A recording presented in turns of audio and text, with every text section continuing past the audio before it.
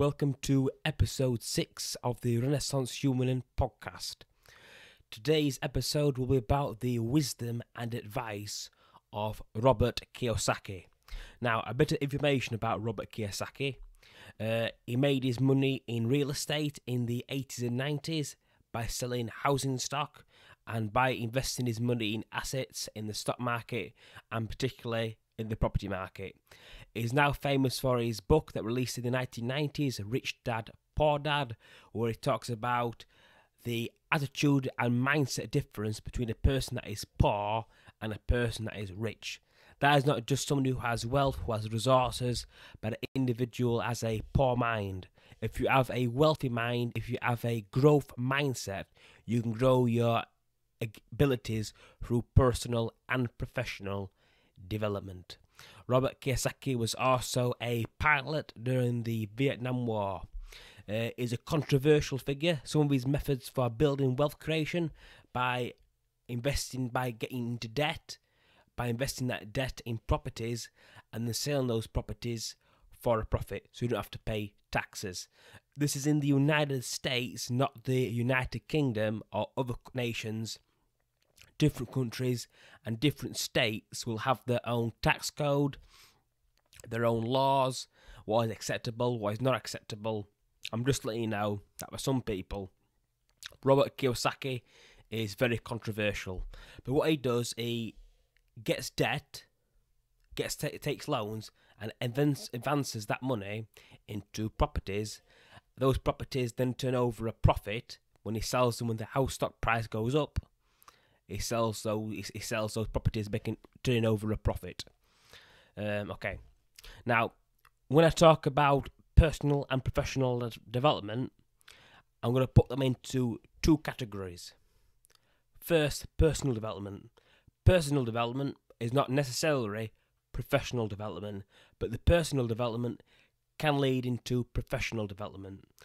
Personal development can be strengthening your reading abilities, learning how to read, learning how to write, becoming more proficient at these skills. There's also going to the gym. Going to the gym is also a part of personal development. If you go to the gym, you're going to feel fitter, you're going to feel stronger, you'll be able to work harder, and your mind will be more focused. See, that's personal development, and you can see how that can impact your professional growth. Now, professional development, that's developing skills related to a profession. Like if you develop marketing skills, copywriting skills, audio work skills, or even skills learn how to invest in stocks in the stock market, that's professional skills that you can develop through your own professional development that leads to a profit or some kind of wealth creation. That's how you separate between those two facets. Personal development is personal, but that's not guaranteed to affect your wealth creation or future prosperities. But professional development is where you invest in yourself, you join online courses, you self-taught. As I said, I know a friend of a friend who actually made $8,000 investing in cryptocurrency. And this was a woman, she was 18 years old. I think she's 19 now. And what she did through her savings, because she was living with parents, she could actually invest and learn how to invest in stocks. And by doing that, she turned over a profit. That's not optional for everybody. Certain things you do need some flexibility with your income. When we talk about income as well, I would say when it comes to income, for the United States, depending where you live, you want it's about six-figure income, that's $100,000 a year, or $95,000 in New York, because different states, different living costs. If you live in a lower income state, you might find it more doable to actually invest your money in the stock market or invest your money in developing a podcast, developing a blog, or learning some kind of a different skill set to become more employable and to grow your skills and to grow your own personal wealth. But with that said, if you're like a normal person on minimum wage, I'd say that's around about £500,000 a year. I think in the United States it's about, it might be 25, a bit higher, because there's different pay scales in different countries. So I said in the UK, if you want to go to sleep and not worry about money ever again, you want to be earning 52,000 a year. It's a bit more in London, but if you're a single adult male or adult woman or adult black person or whatever, you're going to be about, I'd say it's about £26,000 now in the UK. Maybe a bit more in London due to living costs and living expenses. But different parts of countries have different living costs. So if you have some flexible income, you can invest that money into online courses, into investing in stocks, something we can actually find a niche. For myself, it was marketing, digital marketing, podcasting, copywriting, and developing my writing skills. That's the path that I've currently chosen. And then depending on how my professional prospects develop, where I'm in my wage situation, how much money do I make copywriting, that kind of thing, then me personally, I will invest that money into the stock market. That's providing that I know what I'm doing. Now, when we talk about stocks, I might go into this in different podcasts, but when it comes to stocks do not actually represent the reality of a company.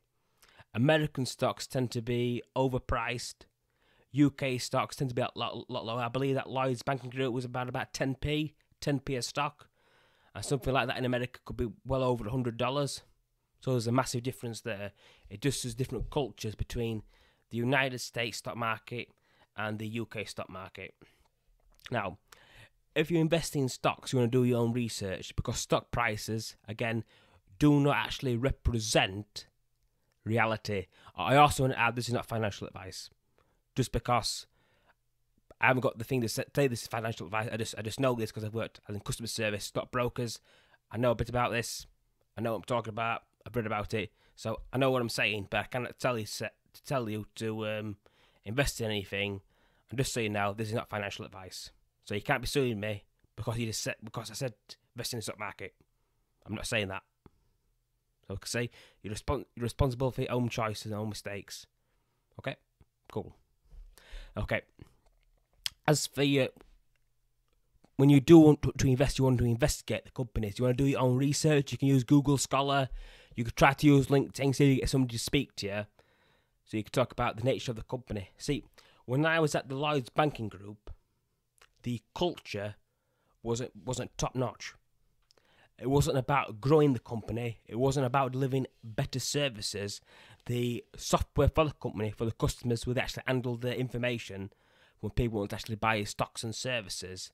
That was pretty lousy. It wasn't a solid user experience. The systems were very old. Customers complained that the systems were old because they haven't been updated for over a decade.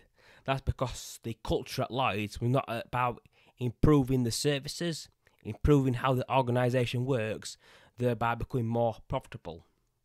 The culture was, we want to make more money so we can give that money to shareholders, not making money and invest that money into improving the company's functionality. That's because their priority is the shareholders. See, they could say we're going to invest our profits into improving how the company functions. They're not going to do that because it's not how the managers' shareholders work. It's not what they want.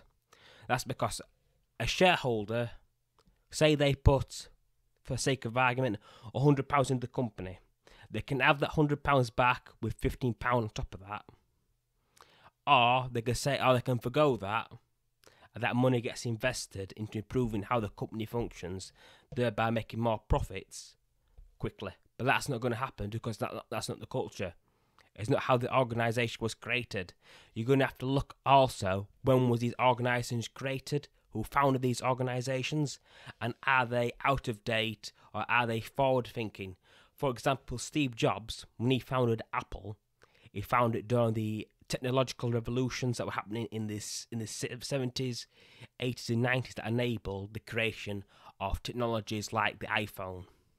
It's all this technological development that influenced Apple and its creation process, and also its functionality, the way it looks at its products, the way it looks at the UX design process, its marketing, the way the company functions, because it runs like a startup. That was how Steve Jobs wanted to do it.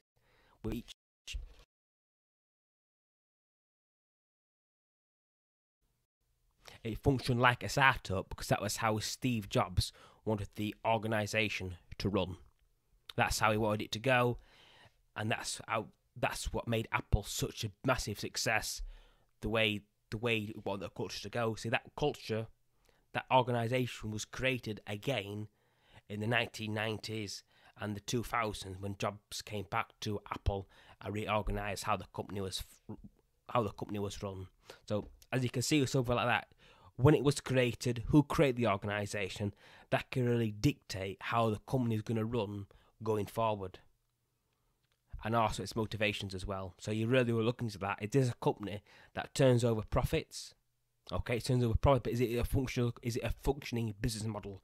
For example, if you put money into CDs, or there used to be a company that actually used to develop its own software, its own physical product for maps, but now it moved away from physical products to actually go into the Google App Store, the Apple App Store, where it just creates apps for maps.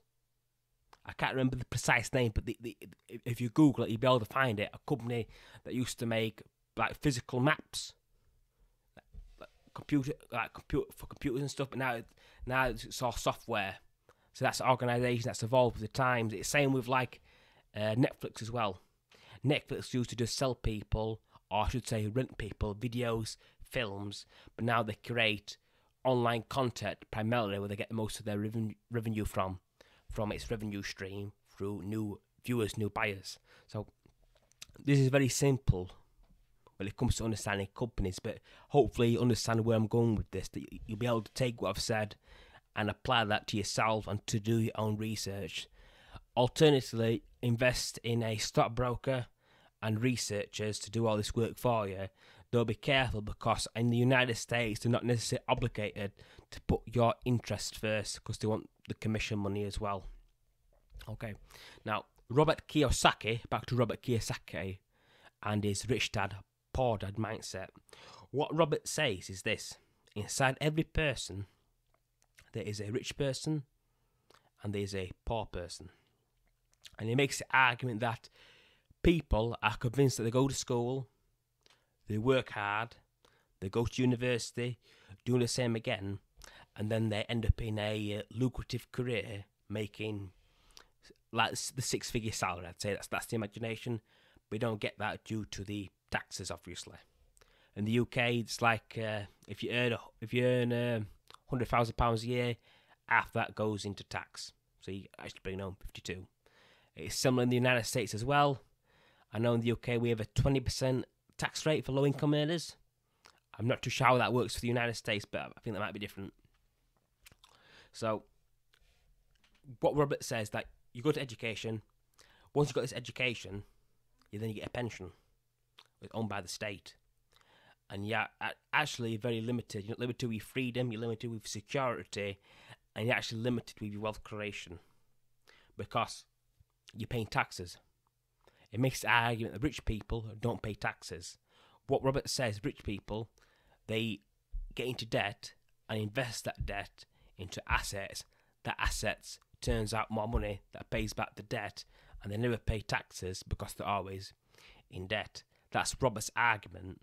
I'd also expand this as well, because the big difference between somebody who is poor and somebody who is rich is that if you make a rich person poor, they will be rich again, or at the very least, they'll be on a sizable salary to live a good lifestyle.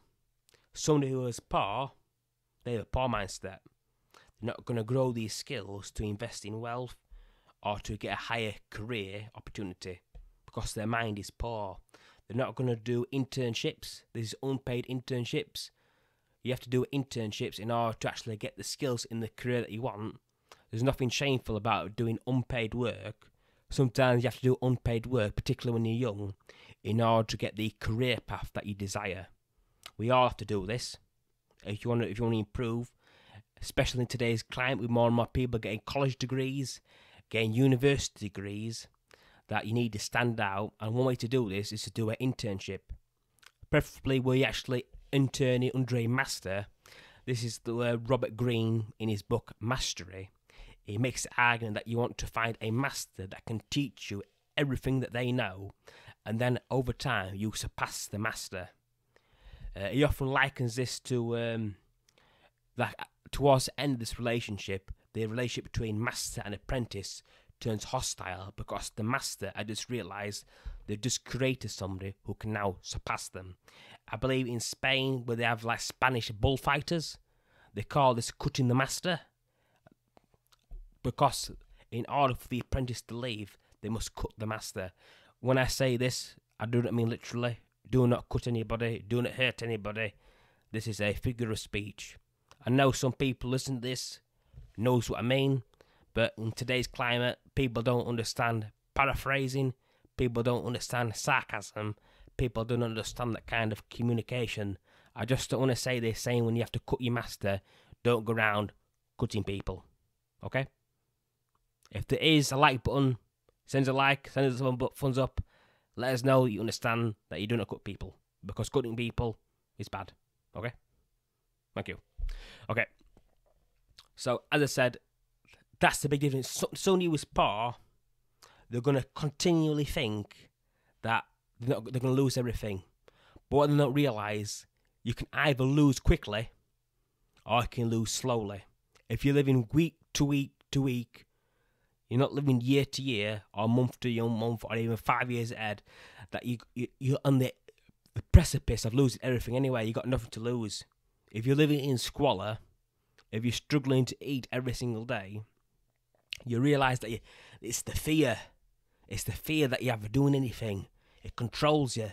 It stops you from learning new skills, trying things new out. It terrifies you. It makes you scared to go outside of your own home. It makes you scared to try anything, because it's the naysayers. It's Arnold Schwarzenegger who says this.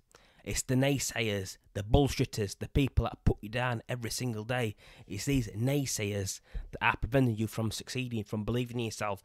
See, every time that you buy a new book on developing these skills, in developing a new skill set, every time you try to learn anything, they say to you, why are you doing this? It's a waste of time. You're wasting money.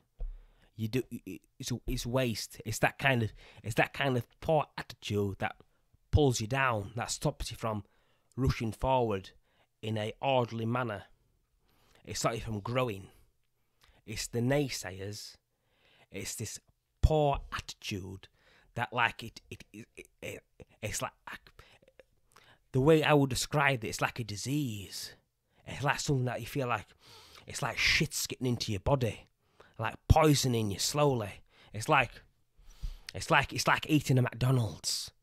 You eat the McDonald's, it tastes succulent, it tastes juicy, it might taste nice.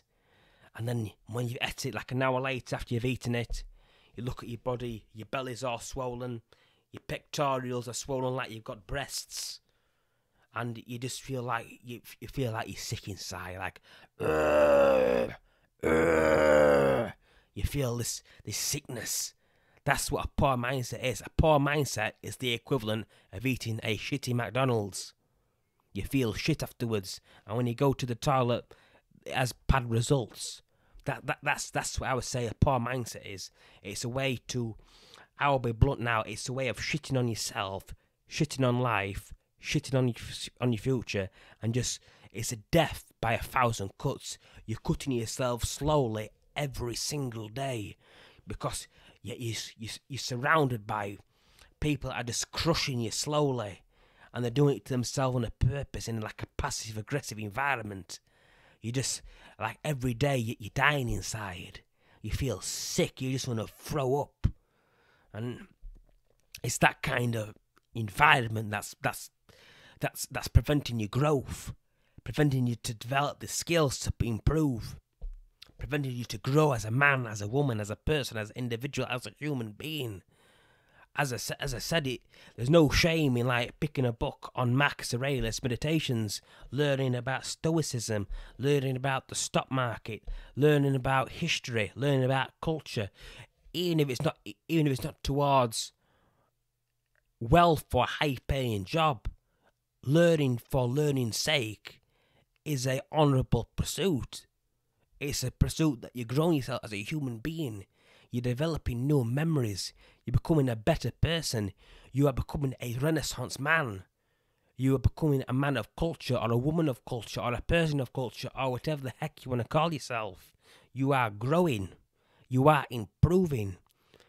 And even if at the end of the day it all goes up in smoke or flames, you can look at yourself in the mirror and say, on this day, on this month, and in this year, I did something. I did something that all my other friends, all my other family, or whoever, they've never done that. They've never had the courage to learn, never had the courage to improve, never had the courage to try. And you can look at yourself in the mirror and say, I tried. You can say you tried. And that's the main thing. Life is about failure more in some ways than it's about success. We all are going to get shit on us. We're all going to have bad experiences. But you just keep trying. It doesn't matter how hard you get hit, as long as you keep moving forward, as you keep going. Yes, I did quote Rocky Balboa there, but it's worth saying. You got to keep moving forward. You got to keep trying. And at the end of the day, when it's time for your ass to go into the ground, you can say this: I lived my life on my own terms, and you live your life by your choices, and that you have no regrets. And that's all any of us can really have, really. We live life without regrets. That's the end of today's podcast. I hope you found it useful. Please click on the subscribe button, and also leave a comment in the comment section. And please check out my blog, Renaissance Humanism, and the podcast that's also available on Spotify. Thank you for your time. Let me know how you felt this went, and I hope you enjoyed the podcasts. I hope there's more than one person replying to this, but thanks. I hope. Send some comments. Let us know how you think this went. Thank you.